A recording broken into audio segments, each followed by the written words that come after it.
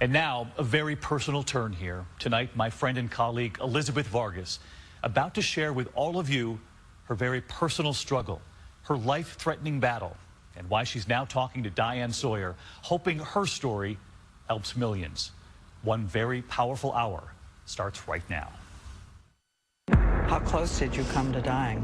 Diane Sawyer, Elizabeth Vargas, on the life-threatening addiction that almost cost her everything, anguished about the children she loved. I would die for my children, but I couldn't stop drinking for my children. Her marriage to a well-known singer. He couldn't save me. I could only save me. Confronting the video of hitting rock bottom, and the day she blacked out in a public park, saved by a stranger. I don't know what I did. I don't know what I drank. Evidence of the traumatic link between anxiety and alcoholism. I really hurt my children. I don't know if I'll ever forgive myself for that. Tonight, how to fight your way out of darkness and into joy. I want to take you behind the scenes of my life. I have said before that I am an alcoholic, but I've never told you the details of what it did to my life.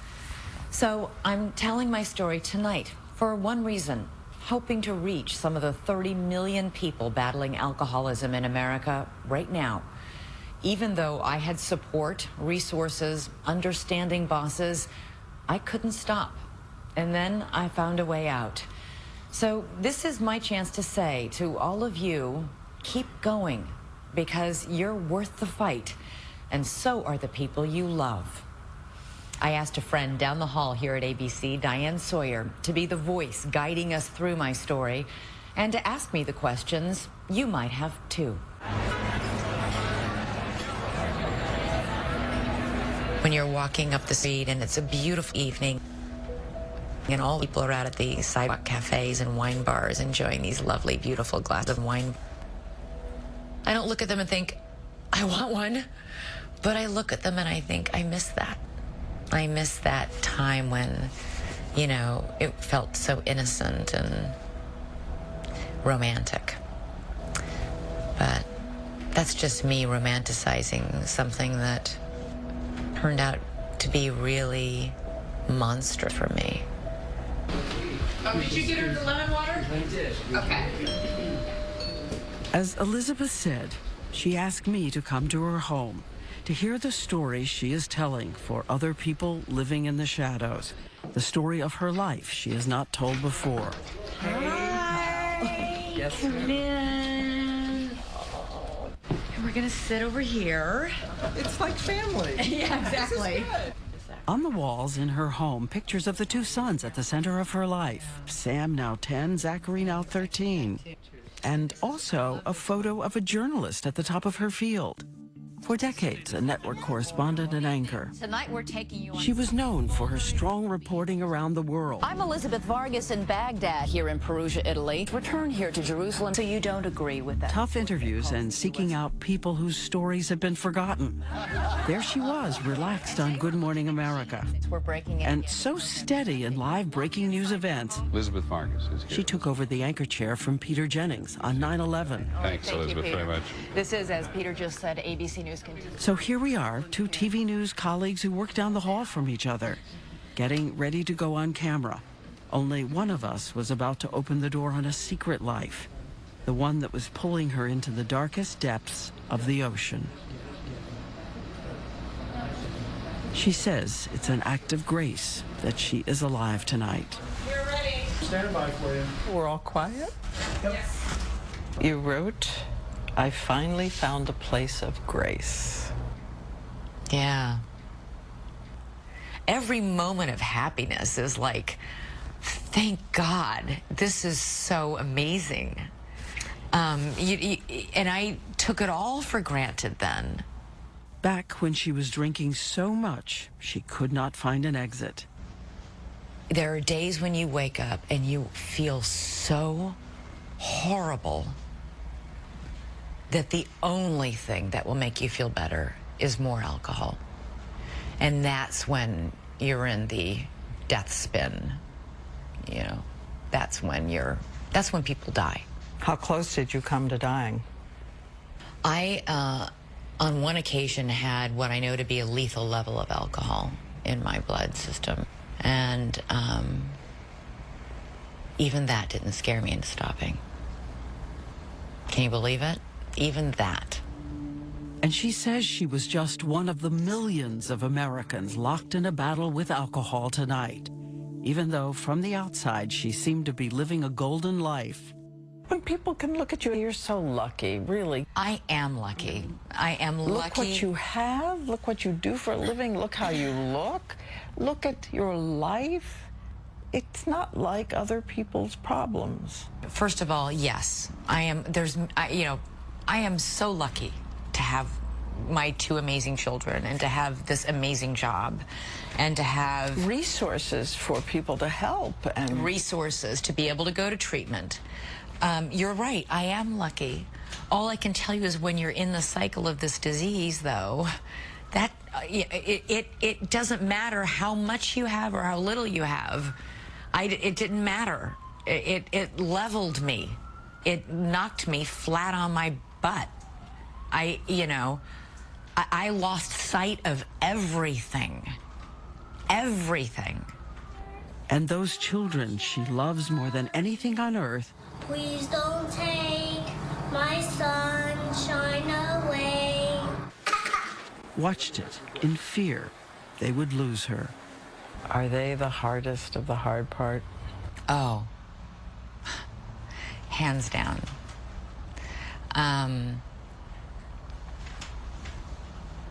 Yeah, that's,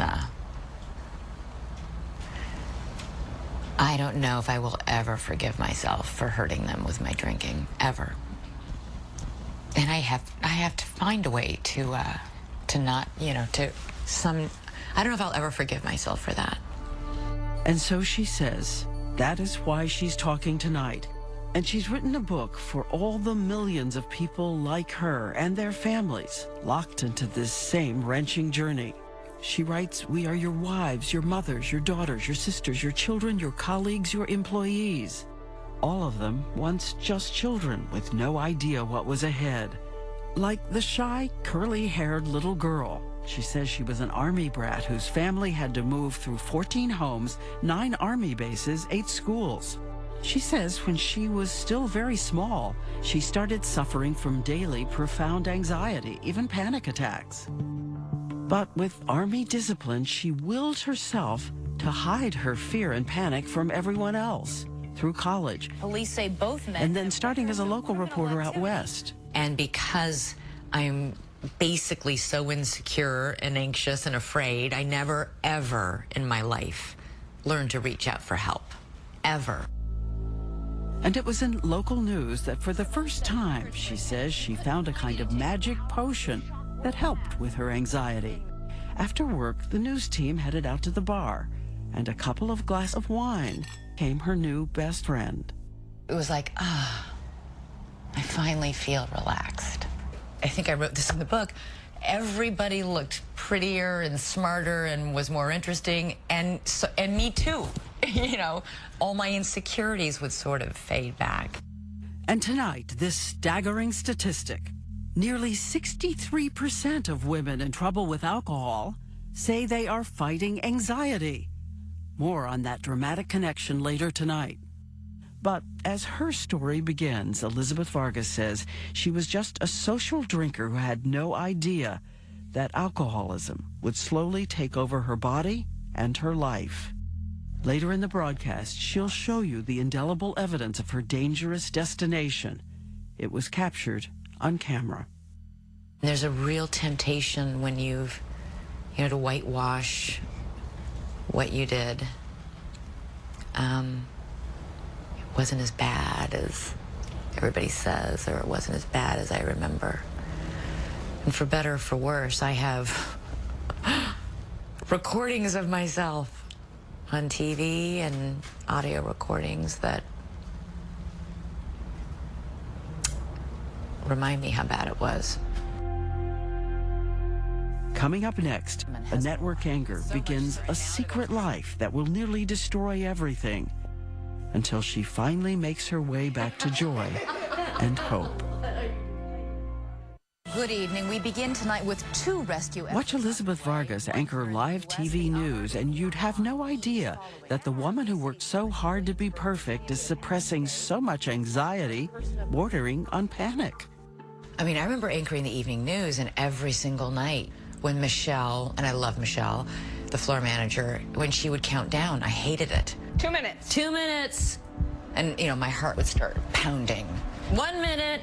Now I'm like hyperventilating. 30 seconds. 30 seconds. And literally the studio, the edges of my vision would start to swim a little. And if you watch carefully at the beginning of every newscast, you will see me lean in and I grip the desk with my right hand. Good evening from Los Angeles. And on my left hand, which I'm holding my pen, I'm taking my engagement ring and I'm digging the edge into my thumb. Why did you go in this business if it was going to torment you like that? I loved it. I still love it. I love telling people stories. And 14 years ago, she found someone who helped. Her new husband, singer-songwriter Mark Cohn. They married in 2002. You know his song, Walking in Memphis. When I was walking in Memphis. And her favorite song, Medicine Man. I love that song. For the first time, she confided to someone her deep insecurities. He calmed her anxieties by singing her to sleep. But even before they married, he noticed she was also drinking at night. He thought I drank too much. And I remember him, he was angry when he said it, and grabbing my arm and saying, "You have a problem with alcohol." And that just made me really mad. But it also got her attention, and she says she did control her drinking as she took care of son Zach, then son Sam, and continued to work at her job, even through a miscarriage. And after the death of our legendary Peter Jennings in 2005, she and ABC's Bob Woodruff were named co-anchors of World News Tonight. But 27 days after the broadcast began, Bob was almost killed by an IED explosion in Iraq. It was devastating, devastating to everybody who worked there, and I felt like I was in a hurricane of life. She says she tried to continue alone, carrying the mantle of the broadcast as solo anchor. But after a few months, This is my last broadcast as co-anchor of World. she was replaced by senior anchor Charlie Gibson. I was demoted. No sugarcoating it. That's what happened. She's written she understood why he was given the job, but because she had tried so hard, she felt like a failure. And add to that, over the years, the exhaustion of all the travel, trying to be a good mom, and the big financial responsibility. So she started to turn back to her old friend, white wine, as consolation. And this time, a red flag of problem drinking. She began keeping the amount a secret. I would stop on my way home from work, you know, and have a glass of wine or two at a bar, and then alone, feeling really pathetic. You know, I would actually pretend to talk to somebody on my cell phone. Oh, it's okay. Oh no, I'm just here waiting for you. No problem. Take your time. I'll be right here. You know, like this whole facade, and pop a couple Altoids and hope you didn't come in breathing white wine fumes when you greeted the kids. But as time goes by, her husband seems to be pulling away. Her glasses of wine at night are becoming entire bottles, and he knows. And it made all the real problems we needed to discuss and work through frivolous in comparison. You know, what do you want to talk about? Why don't you ask me about how my day is? Or, why, you know, why aren't you support me more? Why are you drinking 2 bottles of Chardonnay every night? You know, I've just gone and changed the narrative in a pretty dramatic and destructive way. At the end of her glamorous at work, she would head into the bathroom sink, where she's hiding bottles of wine. Looking at myself in the mirror, thinking, this is who I am. Sneaking into my own bathroom to gulp down, you know, from my toothpaste cup, you know, a half cup of wine so I can get through another hour feeling good. Soon another flag, untrolled binges on vacation. Her sister Amy had no idea that Elizabeth had a problem with drinking until they took a holiday trip together with their kids the summer of 2011. It was in the middle of the afternoon and she was drunk. And she told me that she drinks too much because she was so unhappy. Amy tries to intervene, but Elizabeth insists she can handle this on her own. She's not an alcoholic, she's just having a rough time. And after all, she is still flawless at work. Then, a year later, 2012, another family vacation, this time with Mark and the boys in Florida. That was our vacation, and my vacation was empty the minibar by drinking everything in it. At one point, her younger son Sam comes into the hotel room. I was drinking and sleeping, and I do vividly remember, like, one afternoon, Sam standing by my head in the bed saying, "Mommy, when are you going to get up?" And I remember I could smell the sunscreen, and I could feel the heat from his little body, because he'd just come in from the beach. And, you know, I would die for my children, Diane. I wouldn't give a nanosecond's worth of thought to die for my children, to kill for my children. But I would die for my children. But I couldn't stop drinking for my children. Ahead, her first attempt to reach out for help, and the day she almost dies and a stranger saves her life. You passed out. If you were watching TV several years ago, you may have seen a journalist and a secret drinker doing a series of reports on alcoholism. I was struck by how many of these women said they kept their drinking a secret. Oh, yeah, we're some sneaky bitches. I still remember my interview. "Oh, we alcoholics, we're sneaky bitches." You know, and I was like, oh my God. But she's right. That was an interview with Mary Carr, the brilliant professor and author, and Elizabeth says afterward she impulsively asked Carr to lunch. I was so nervous to even tell another alcoholic this. And I said, I think I might be an alcoholic. And she said, "I am so sorry. I'm so sorry you're going through this." Carr offers help. Elizabeth resists, though she says she never forgot the powerful kindness of Carr's words. Because so few people tell an we all look at the alcoholic with revulsion and like, get it together, for God's sake. Ugh, what is wrong with you? And that just makes you feel so horrible about yourself. It was only after that Florida vacation in 2012 that Elizabeth Vargas decided her drinking was enough of a problem. She would tell her bosses that she had a medical issue. But secretly, she was making a visit to her first rehab facility, where the minimum stay is usually 30 days. I was so deluded and in denial that I convinced them to let me come for just 2 weeks. Crazy. Yeah, crazy. Denial's a big part of my story. Crazy. A few weeks after leaving, she starts drinking again. As she returns to work, this is the moment Elizabeth is about to cross another bridge toward the disease. In the past, she had always been able to keep a firewall between her private drinking and her professional life. The firewall will now begin to crumble. I looked at myself on that shoot and I looked horrible. She's always had hangovers, but they used to go away. But now, the chemistry of her body so changed by alcohol, it's created a cycle of demand. It's a bad, bad place to be. Your heart doesn't feel like it's beating, it feels like it's fluttering. And it's not even like your hands are shaky, your entire body is shaky. You're shaky inside. And the only thing that would stop it would be to drink some more. And as you watch what happens next, we have something important to point out. There are no scenes of Elizabeth Vargas ever drinking on live TV at ABC News. Her drinking creeps into her work when she is recording on video. I drank that day because I was shaky, it was horrible. It was an interview with a famous singer. Remember, for 30 years, Elizabeth Vargas had always been so crisp and in control on camera. Suddenly, she's not. Your parents are very, very religious. Yes. And you are very Open. open. Do you see how much I'm struggling to speak?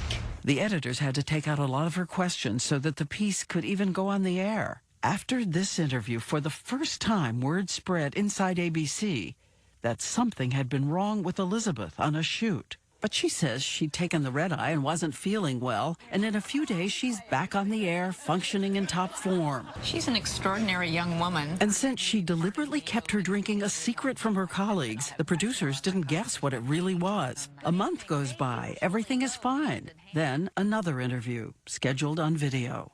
It's for a story that never aired. I woke up that morning and I was feeling horrible, that shaky, horrible, fluttery heart. And horrible. And I was on my way to the shoot, and I remember we were going down Columbus Avenue, and I saw a liquor store. She has the car stop. She buys wine. She drinks some of the bottle before she starts taping. She looks shaky, but conducts the interview. Then, after the cameras stop rolling, she says she slipped into a nearby room and secretly drank again. And what happens next will be the moment that forces her to confess addiction to her bosses at ABC. She gets in a car to be driven home, fastens her seatbelt, and that, she says, is the last thing she remembers. An award-winning network anchor is in a total blackout. What's the next thing? Waking up in the emergency room. I don't know where I went. I don't know what I did. I don't know what I drank. I drank enough to have a lethal blood alcohol level. What was it? 0.4. 0.4 is the blood alcohol level that doctors say killed singer Amy Winehouse. At least 2,300 Americans die each year from exactly this kind of alcohol poisoning. The central nervous system can shut down. Your heart can stop. So what was it that saved her? We know that she was seen wandering near a park, this park, Riverside in New York. Late afternoon, still daylight. You don't know how you got to Riverside Park? Nope. And she says, according to her husband, the stranger, a woman, was driving by and saw the unsteady person in high heels and work clothes. A woman saw me, said, would you like a ride home, I guess? I don't know. I told her my address. I was able to tell her my address. So a complete stranger sees you. She said she saw some men nearby that she didn't like the look of, who might have been at that point probably seeing me as a vulnerable person. And she brought me back here. And at that point, I was apparently unconscious. Unconscious in the lobby of her apartment building. Maybe somebody seeing this will help you finish the portrait of that. Yeah, you know, part of me is almost afraid somebody will. You know, it's like, it can be very difficult to confront. Her husband, Mark, races down and calls 911. The woman who had brought her there leaves a card with her phone number. Later, Elizabeth calls, but the call is not returned. So all she knows is that out there somewhere tonight is an anonymous stranger who had the kindness to stop and save a life. And she stopped. And she stopped. God bless her. And coming up, the day her secret life comes crashing down. And the answer to questions so many families are asking. How did I drink normally for decades and then all of a sudden it fell off the cliff? In 2012, after that terrifying lost afternoon, that blackout, Elizabeth Vargas finally calls her boss at ABC to tell him she needs to seek treatment for addiction. I was too embarrassed to tell him that it was just alcohol because I thought it was so unfeminine. Unfeminine? Like, to be a drunk is just like, you know, even now I have a hard time saying that word. So I told him alcohol and Ambien. With the support of ABC, she goes back to that rehab facility for a full month. And while there, she met this man, Earl Hightower, one of the nation's leading experts on alcoholism intervention and recovery. He says instantly he saw she'd made a career of hiding her fears and resisting help, and she wasn't ready to face the truth. I just thought, this is the kind of woman that really, nobody is going to get this woman sober. There's no way we're going to sit down and go, look, here's the deal. And she's going to go, oh, okay. Really? He tried to wake her up, warning she's an alcoholic and cannot drink safely. God, you had me like nailed well. But back then, she was sure it was impossible she was an alcoholic since she had no immediate family history. She didn't know, as we said, heavy drinking alone can lead you into a cycle of the full disease. This is Dr. Deirdre Roche of the National Institutes of Health. She's program director at the institute that studies alcoholism. Elizabeth asks her how the heavy use of alcohol actually alters the chemistry in your cells and the structure of your brain. Heavy drinking over time hijacks certain processes in the brain, the physiology of the brain, so that it begins to crave alcohol just to feel normal. Just to feel normal. No longer drinking for the enjoyment of it, just to feel okay. If you check our website, you'll find a link to the 11 questions that help you gauge if you have a problem with alcohol. Only half the risk comes from any family history. I wrestle with, was I born an alcoholic? Did I become an alcoholic? When did I become an alcoholic? What's an alcoholic versus a problem drinker? I can answer all those. It doesn't matter if you were born an alcoholic or if you became one. You are one. And something else tonight, that growing body of evidence about the link between alcoholism and anxiety, especially among women, is causing some experts to broaden their approach to treatment and recovery. How many here also have anxiety? Very bad. All of us. Oh, my God. This is the Caron Treatment Center in Pennsylvania, and for 2 hours, a group of strangers find so much in common in their lives. Stigma around addiction. Isolation was a huge thing. Hiding, lying, sneaking. The cycle. On average, an addict will relapse 3 to 4 times before they get sober, and alcoholics who have anxiety are at twice the risk of relapse. What's in there's coming out, and if you don't work on it and get on it and get straight with it, it's going to come out sideways. It's going to come out in a relapse. Which is what happened back in 2012 after Elizabeth's first full month of rehab. It only took me like 6 months, 7 months later before I was back to looking at myself in that bathroom mirror wondering, how did I get here? You just want to shake her and say, why are you doing this to yourself? Elizabeth heads off to rehab again. Then afterwards, a few days home before she has to return. And this time, it's her brother Chris who flies in from his home in California to take her. I walked into her apartment, and she was completely out of it. It had been 7:30 in the morning, a couple empty wine bottles beside her bed. And I remember wanting to tell her, you can walk into a room, and you can light up that room, but don't show up drunk. By now, it is early 2014, and after the latest rehab, she's about to be hit with a double blow. First, the secret she has kept so long explodes around her. Press reports force her to do an interview. She sits down with our colleague George Stephanopoulos, but says she's terrified, not ready. You're an alcoholic. I am.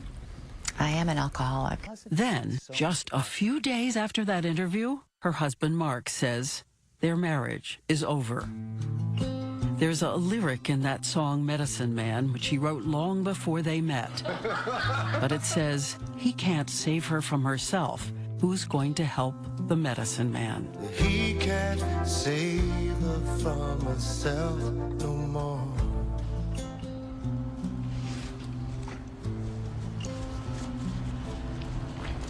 I think that must have been how he felt.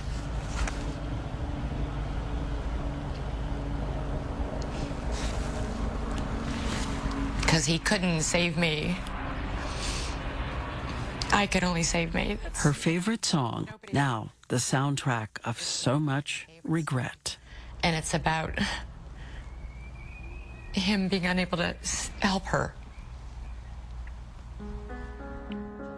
And coming up, the tape of herself she could not bear to listen to until the day of this interview.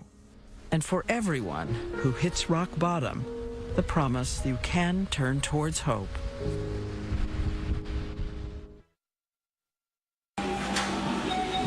This is a home movie Dad is taking of Mom and the children, back when the children were young.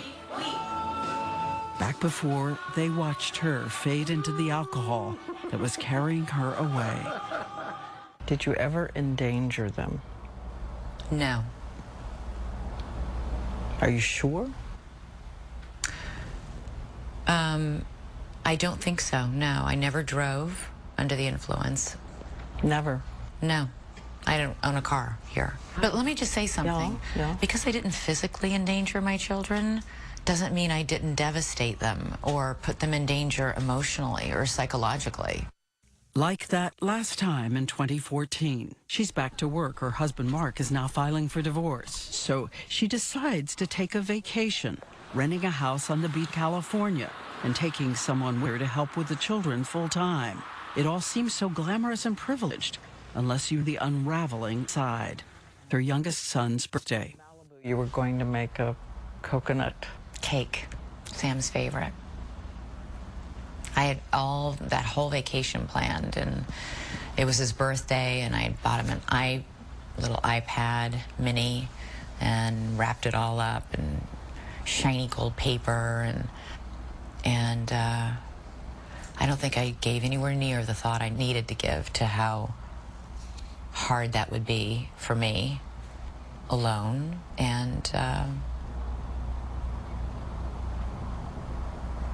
I drank. I drank again. And I ruined it. Starting with wine, she says, and then the only thing left in the house, a bottle of tequila. Then she gets word that the office needs to record her voice for a report to air the next day. So early the next morning, an ABC crew arrives at her rented vacation house to tape her. It's 8 a.m. I'm drunk. I remember that day sitting there, and I could read the words, and I couldn't make my mouth work to say the words. The tape was unusable. Again, it was made more than 2 years ago. I listened to it for the first time today. And? It's really hard. The woman we all thought of as never stumbling, even on live TV. And we're interrupting regular programming to bring you some breaking news in a... Can be heard on audio tape, slurring. While Howard struggled with the shows... I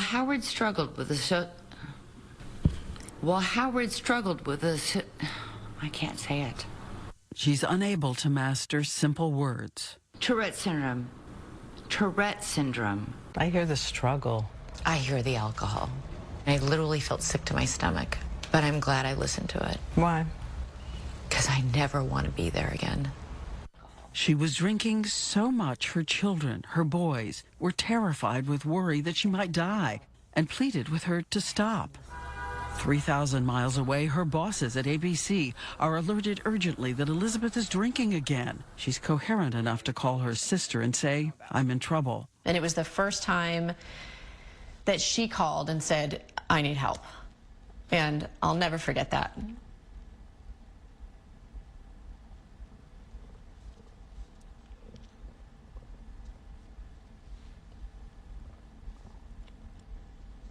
It's still really hard to talk about. Because I think I instantly knew, like, this is bad. Her sister, her brother, a friend all book the next flight to be with her. Elizabeth also manages to call a producer at ABC who knows a recovering alcoholic who lives near her rented house, an actor and director who races over. He comforts her children as she goes into detox. He hands her a rosary and arranges a kind of sobriety coach to ride with her back to New York to face what she's done. I thought it was all over. I thought she was going to lose the boys, and I thought she was going to lose her job. We all did. And even through the fog of alcohol, Elizabeth says, she finally grasped all the ways she had shattered her life.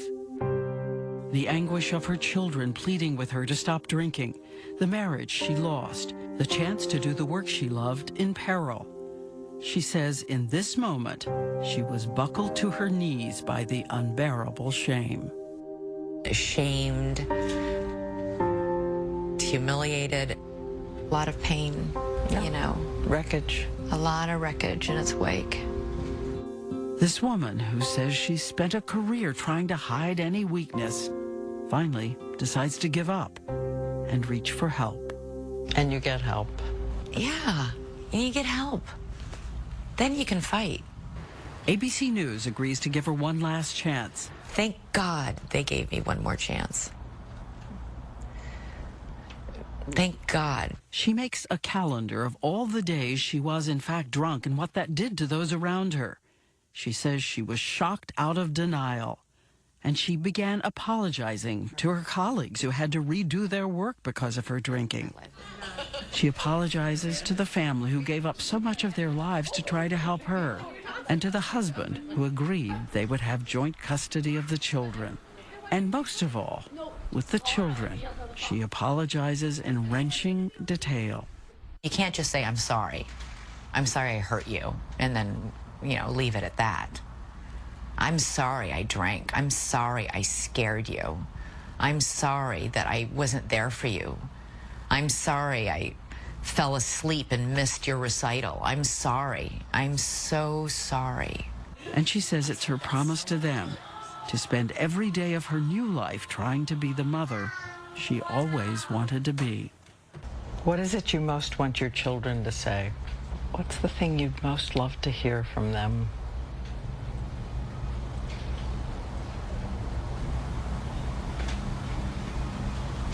That my mom fought for us and fought for herself. That she stared into the abyss and pulled herself back out. That's what I would like them to say.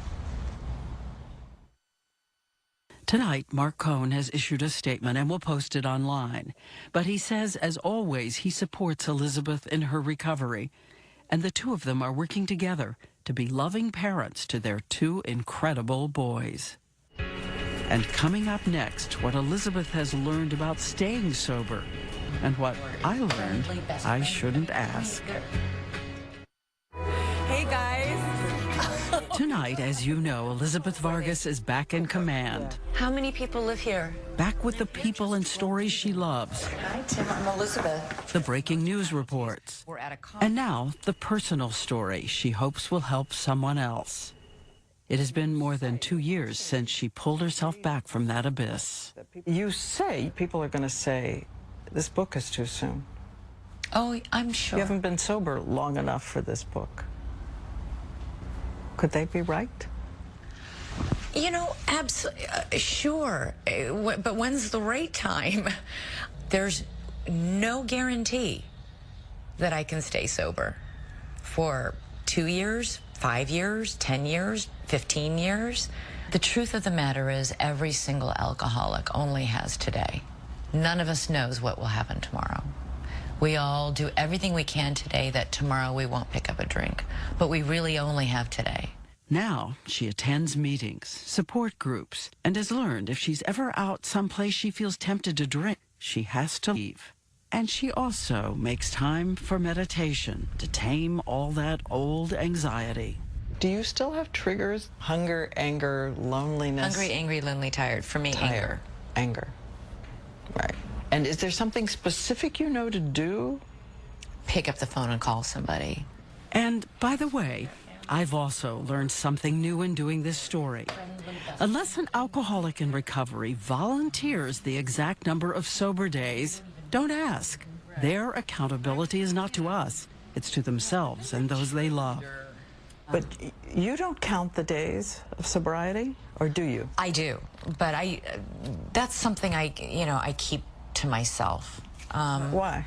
If I were to talk about it openly, like on national television, it feels like I jinx myself in a way. I don't know. And today, that woman who used to be so afraid of showing any imperfection says she likes to begin each day with an anthem to humility and acceptance. It's a song by Leonard Cohen, a prayer for the broken places and the light that can shine through. From this broken hill, I will sing to you. There's a favorite saying I heard that was, when you pray to God, there are 3 answers. And one is yes, not now, and I have something better for you. If there is a choice. So the sun is going to be setting on us here. Yeah. Yeah. Another good day.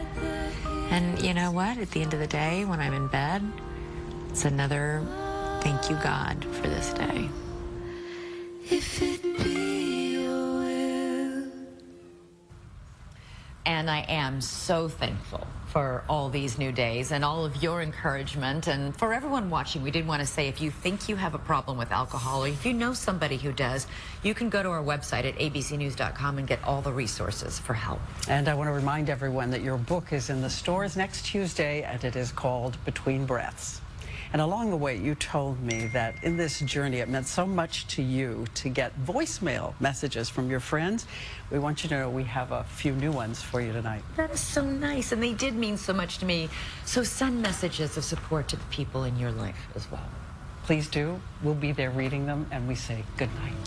I'm so proud of you. That took a lot of courage. You should be proud. You rise. We are rooting for you every single day. I've always been behind you and in front of you 100%. Love you. I love you. Thank you so much for what you're doing. And we know how much those boys love their mom. And we love you too.